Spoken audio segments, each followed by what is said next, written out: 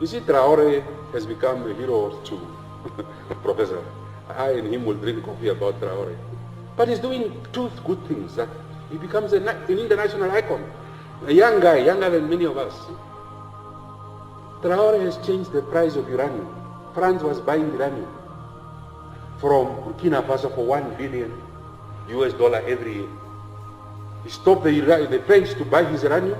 Today, Burkina Faso is making 85 billion from the same resource. We are selling uranium here. We have no nuclear power. We are just talking everything. Guys, Captain Ibrahim Traore achievement is beginning to cause chaos in most parliament.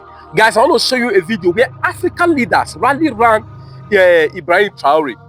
Now, in one of the parliament, guess what who they discuss all through is Captain Ibrahim Traore. Guys, if this guy wasn't doing well, nobody would give him attention. See, this guy is we should be thanking God, counting it as a privilege for having such an amazing son of Africa.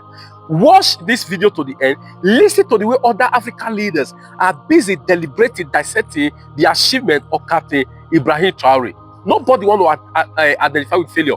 Who is identified with your own president in Nigeria, Pablo Escobar? Nobody. But today, Captain Ibrahim Traore is the talk of the town. On parliament, different people, they are discussing. Watch video to the end, and please give it a thumbs up. You see, Traore has become a hero to Professor. I and him will drink coffee about Traore. But he's doing two good things, that he becomes an international icon. A young guy, younger than many of us. Traore has changed the price of uranium. France was buying uranium from Burkina Faso for $1 billion every year. He stopped the French to buy his uranium. Today, Burkina Faso is making 85 billion from the same resource. We are selling uranium here. We have no nuclear power. We are just talking everything is.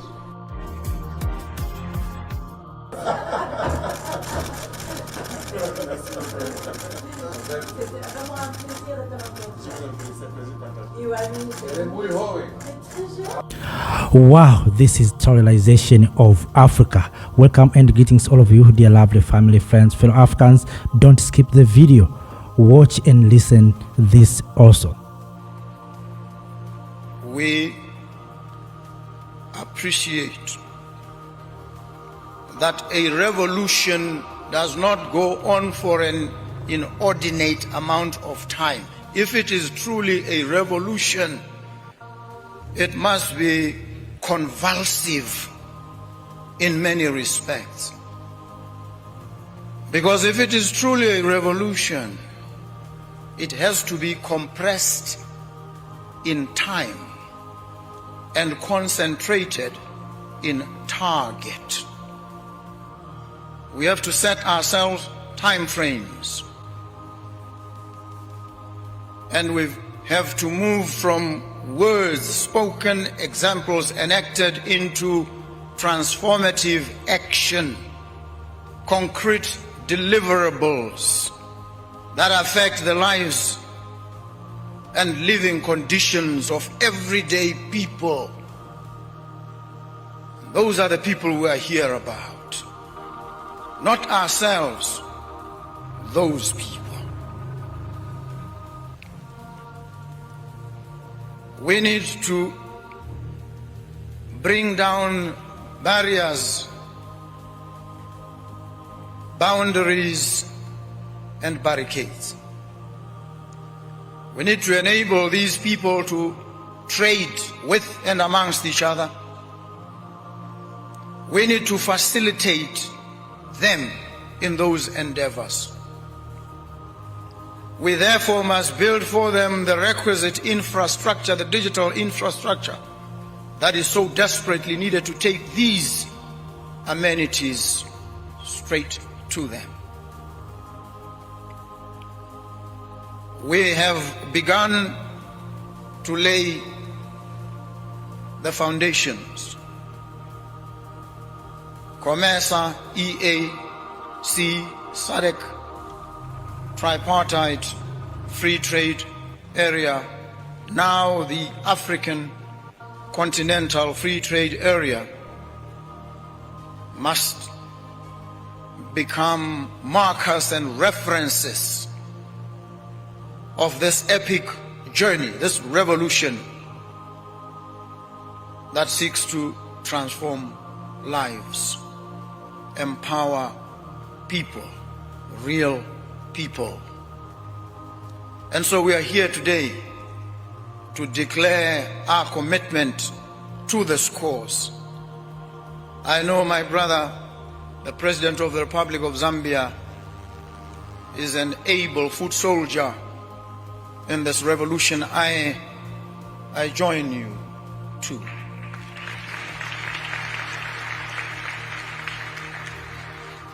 I call upon others across the African continent, those who sit at the highest echelons of leadership in their countries, to transcend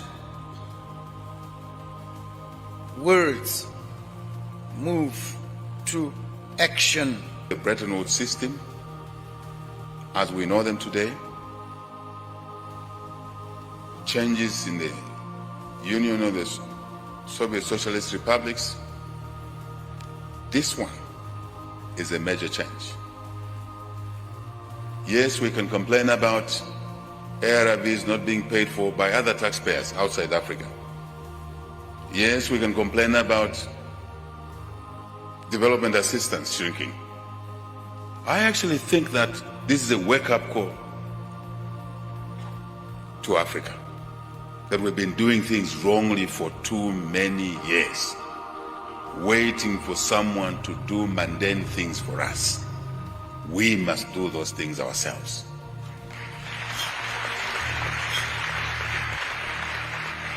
An ordinary coin has two sides.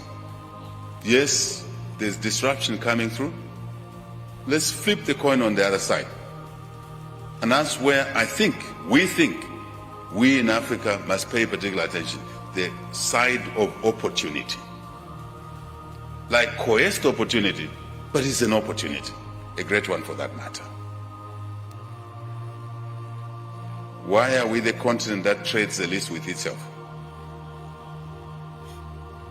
Why are we the continent shipping beef from other continents meant for consumption next door to Zambia? But there's beef in Zambia. Very nice beef. I can say so competently.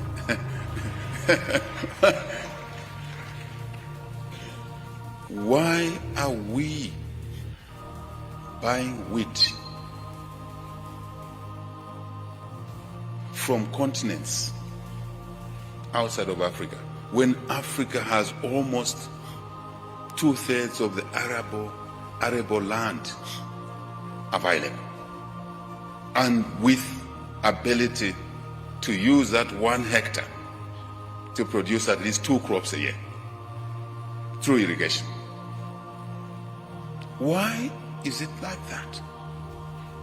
This is what this change is injecting into us. Consciously, we got used to having cornflakes on the breakfast table, flown into our countries, and then driven onto a supermarket, and we walk there, we are consuming. For this country, Zambians like saying, no, we don't like GMOs. I said, but what are they talking about? At breakfast, they had cornflakes, which are GMOs from another country. You travel outside of this country, any hotel you go, you're eating this stuff. But we basically create resistance to increase production in our own country and countries, if I may say so. And we are happy to spend billions, if not trillions, importing things that we can get from Botswana. As you heard my Minister of Commerce, by the way, it's an instruction this president has given to what we are calling now positive discrimination in the procurement process. Buy from manufacturers here, buy from producers in Botswana. Namibia, South Africa. I must say, President Boko, when I put this in my first year in office, we are now 3 years and a half plus some months. It was a struggle. Even my own cabinet members said, why are you favoring certain producers because they're Zambians? It's very simple. Because they employ Zambians, because they pay taxes here, which tax money we need to fund our free education and the Constituency Development Fund.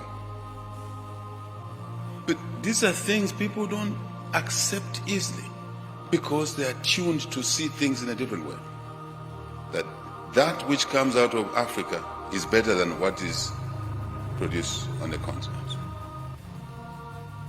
And today we can proudly say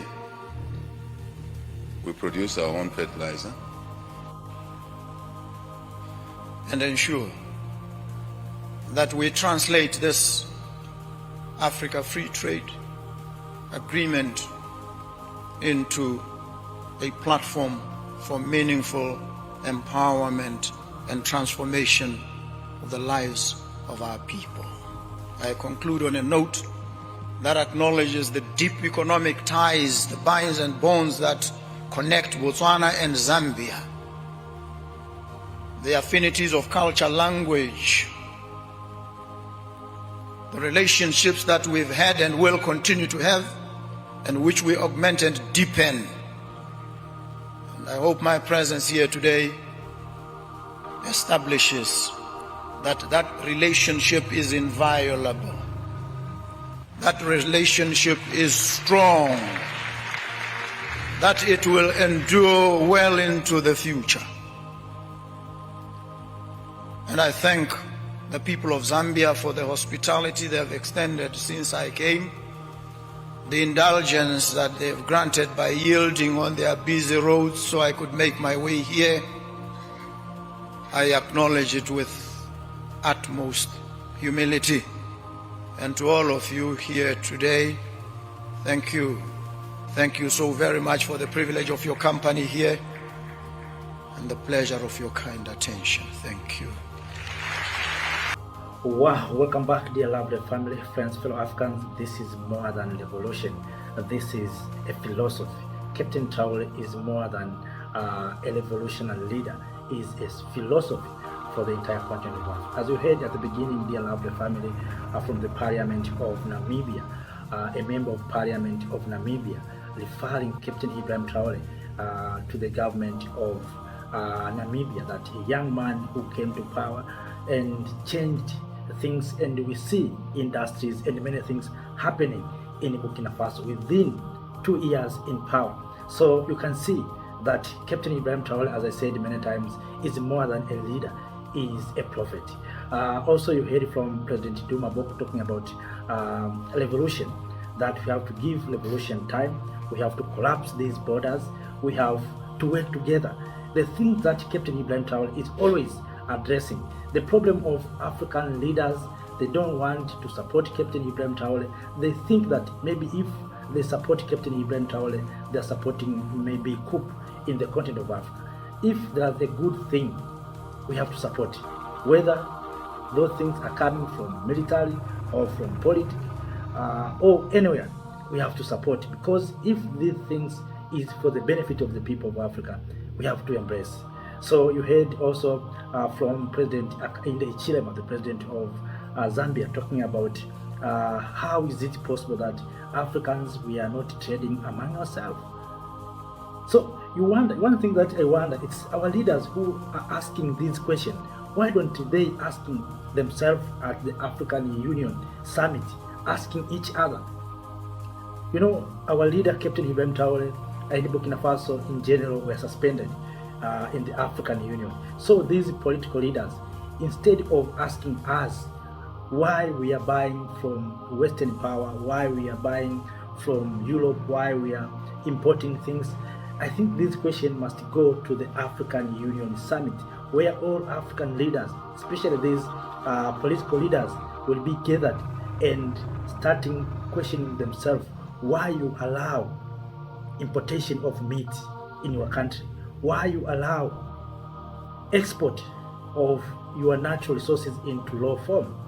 I think that will bring meaning.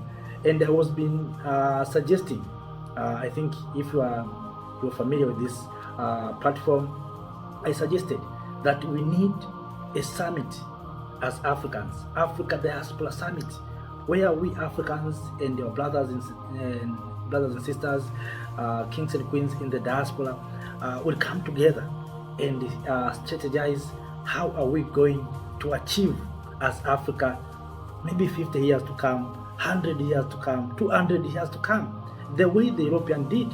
But when it comes at that point, Africans, we are so divided.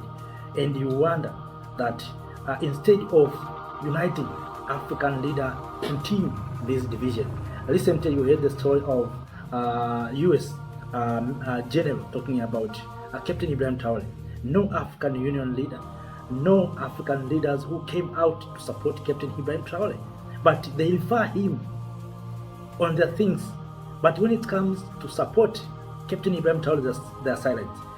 But it's Africans and young people around the globe, Africans in the diaspora, who raised their voices and said hands off to Captain Ibrahim Traore. But no political leaders who even trying to say hands off to Burkina Faso.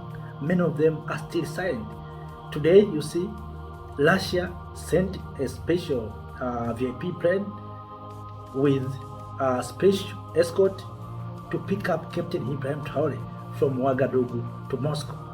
And I shared a live streaming in this platform at that ceremony. You saw how Traore is being respected.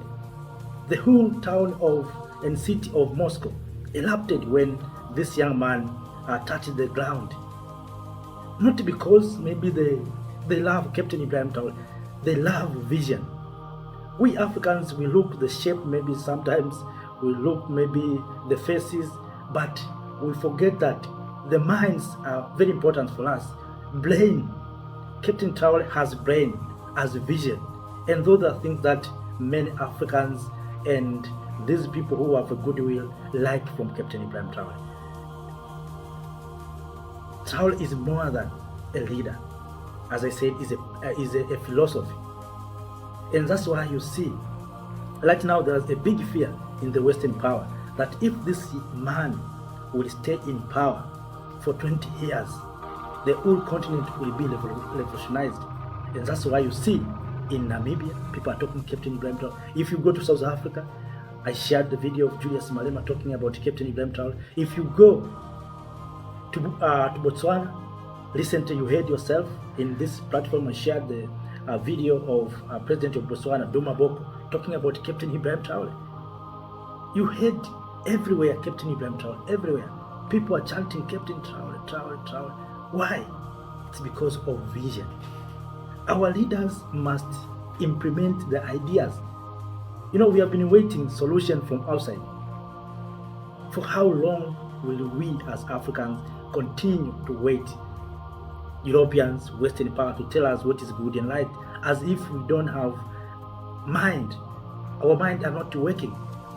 I think Captain Ibrahim Traore came to challenge us, all of us, and especially these old politicians, that there's a need to serve the people. There's a need to wake the talk. There's the need to take actions. If you heard many of our leaders, of course I've been saying this many times, all of them are talking about continental free trade area. But ask them, are you ready to collapse your border to allow people from country A to enter your country? Are you ready? But they're chanting continental free trade area, Africa, one Africa. How can we have one Africa if we are still holding these colonial borders? You see, countries in Sahel, Mali, Niger, and Burkina Faso came together, united. We want even Africans. If it is not maybe for the entire continent, let us maybe start in these regional bodies, maybe in ECOWAS. Let us try to see that people in ECOWAS are moving from one place to another without being asked for visas. Let us maybe try in East African community where we want to see people from Kenya moving free to Tanzania, to Rwanda, to Uganda without being asked anything. Maybe in SADC, let us see something happening in SADC where maybe businessmen and women will move from one place to another, moving from Congo, from Kinshasa to Gaborone, to Pretoria in South Africa, to Harare in Zimbabwe without being asked for these papers. Is it possible? Can we do like that? And if we can do like that, there's no need for us to start talking about importation of goods, importation of meat, importation of things that we can produce here. We are importing because of these borders. And of course, we need to tell our leaders that all these things, it's because of these division and colonial borders. So these borders are making us to look to our masters. That's why it is very easy for Africans to trade with Europeans. We Africans, we trade more with our masters than our brothers and sisters. Why? Because we still believing that our masters have everything on us. And in Burkina, in Niger, in Mali, those leaders said, no, we are human beings. We have opportunity to decide for what is good and right for us, and we have to do it. And that's what's happening in Burkina Faso, in Mali, in Niger also. They are not waiting someone to tell us what to do. If we can do like that, dear lovely family, friends, for Africans, this continent can change. So we need these political leaders. These things, we have been copying these what